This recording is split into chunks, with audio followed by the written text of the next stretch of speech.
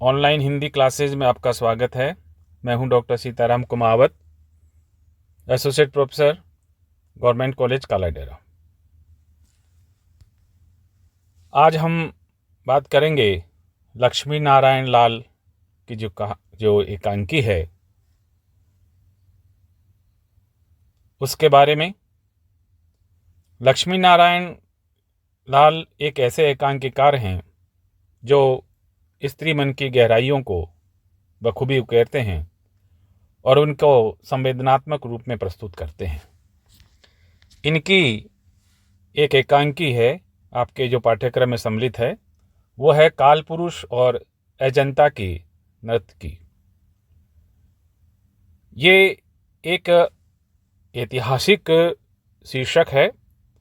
इस ऐतिहासिक शीर्षक से भावबोध को जोड़ते हुए इन्होंने जो है आज के समय की जो पेचीदगियां है, स्त्री मन की समस्याएं हैं, स्त्री की अस्मिता का जो प्रश्न है, उसको जोड़ते हैं।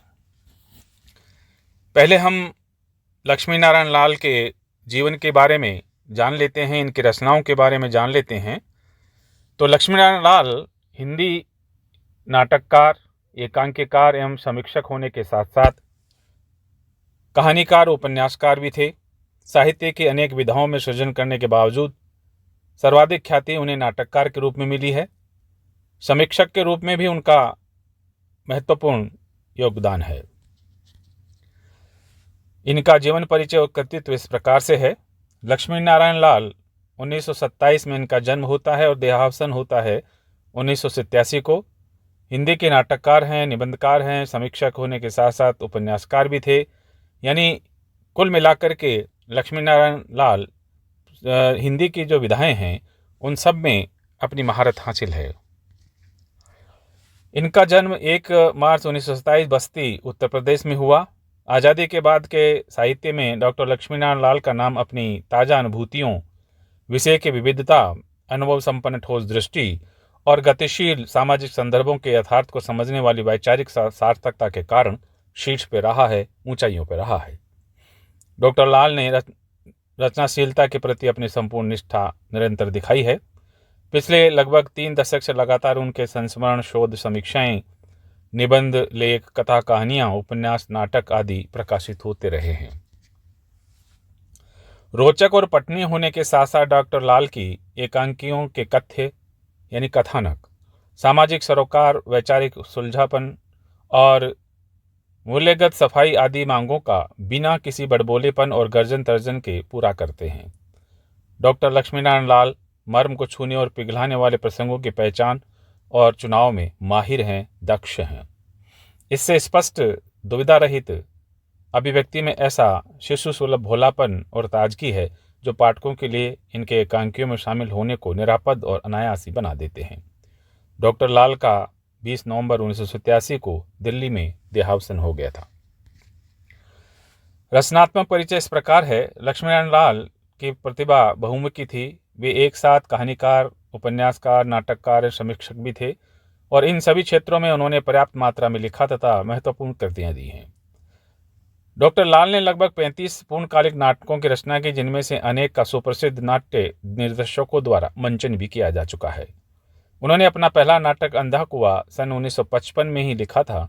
उसके बाद से वे न केवल निरंतर नाटक लिखते रहे बल्कि इलाहाबाद के नाट्य केंद्र भी चलाते रहे हैं, जिसमें उन्होंने बहुत ही सीमित संसाधनों से नाटक प्रशिक्षण और प्रदर्शन दोनों का सफल प्रयास किया है।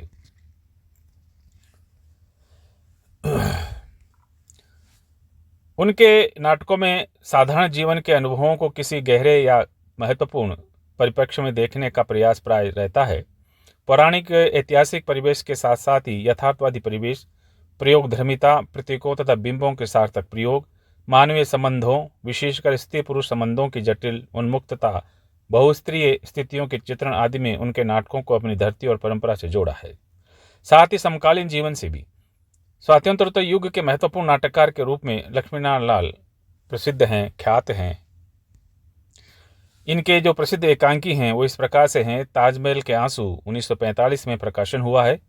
पर्वत के पीछे नाटक बहुरूपी के नाम से 2 जो है एकांकी संग्रह हुए हैं। तो पहला 61 में छपा, दूसरा 64 में छपा है। दूसरा दरवाजा 1972 में। मेरे श्रेष्ठ एकांकी 1972 में प्रकाशित हुआ। खेल नहीं नाटक 1978 में हुआ और नया तमाशा 1982 को प्रकाशित होता है। इनके जो प्रमुख नाटक हैं सूर्यमुख, अंधा कुआं, एक सत्य हरिश्चंद्र, रात रानी, सूखा सरोवर, यक्ष प्रश्न, नाटक तोता मैना, सबरंग मोहभंग, कलंकी, अब्दुल्ला दीवाना, मिस्टर अभिमन्यु, मादा कैक्टस और कर्फ्यू हैं।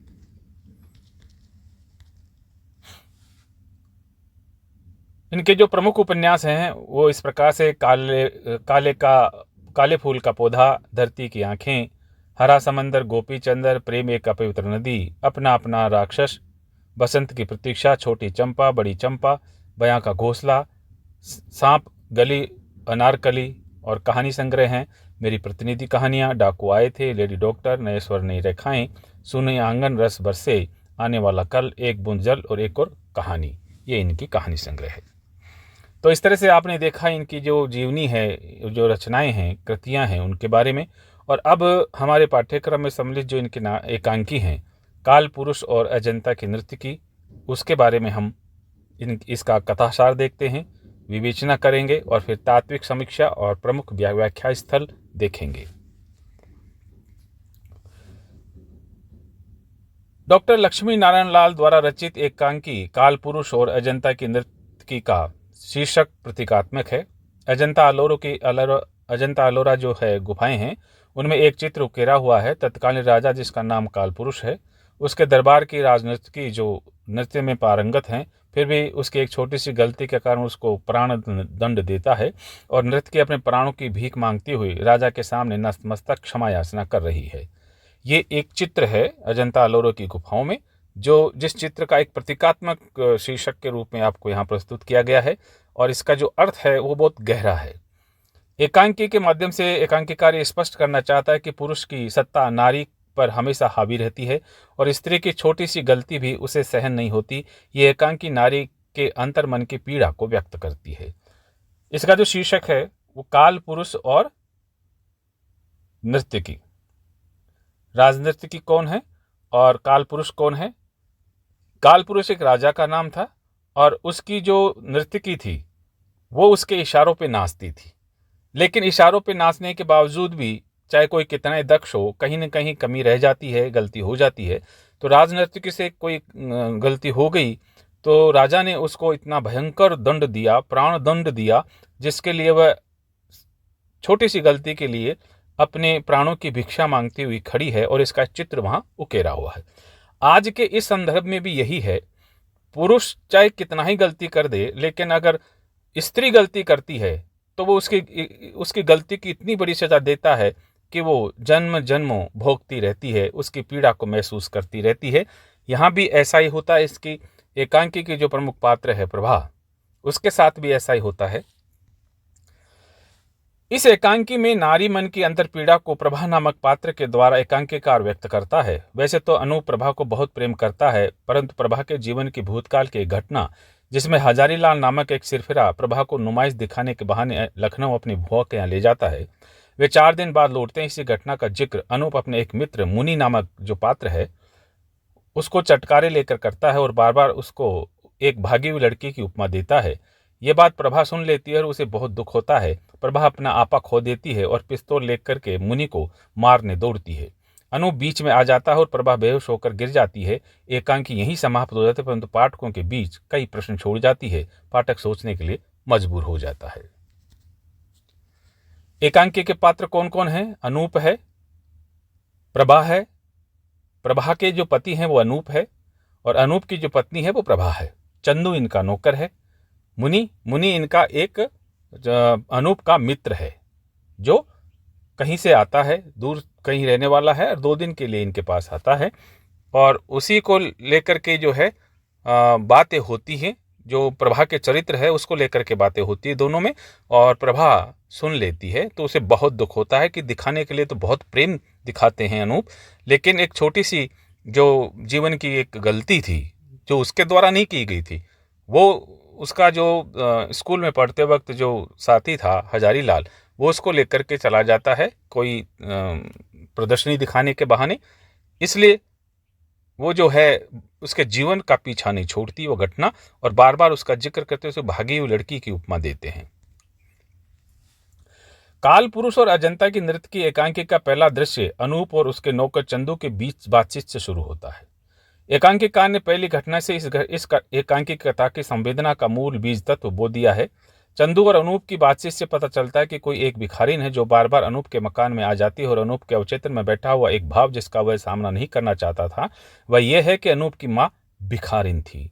वह अपने अतीत से सामना नहीं करना चाहता, इसलिए वह चंदू से उस भिखारिन को कुछ पैसे दे करके विदा करने के लिए कहता है और कभी नहीं आने की हिदायत देता है।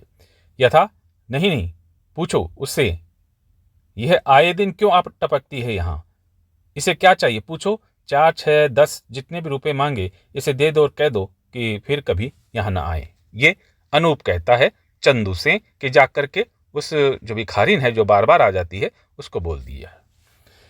एकांकी में दूसरी घटना यह होती है कि अनूप की पत्नी प्रभा जब अनूप की मां की तस्वीर को एनलार्जमेंट करके ले आती है और उसको दीवार पर टांगने की जिद करती है, तो अनूप उसका विरोध करता है और कहता है कि प्रभा देखो तो मुझे जिद ना किया करो, ले जाओ यहाँ से इस तस्वीर ले जाओ, देखो हाथ जोड़ रहा हूं तुम्हारे। तो प्रभा कहती है पर कहाँ ले जाऊं, जिस स्वर्गीय माँ की तुम इतनी प्रशंसा करते हो, दुनिया भर में जिसकी स्तुति गाते नहीं थकते हो, मन में जिस अपूर्व माँ की इतनी पूजा की है, उसके चित्र से तुम्हें इस तरह क्या आपत्ति है।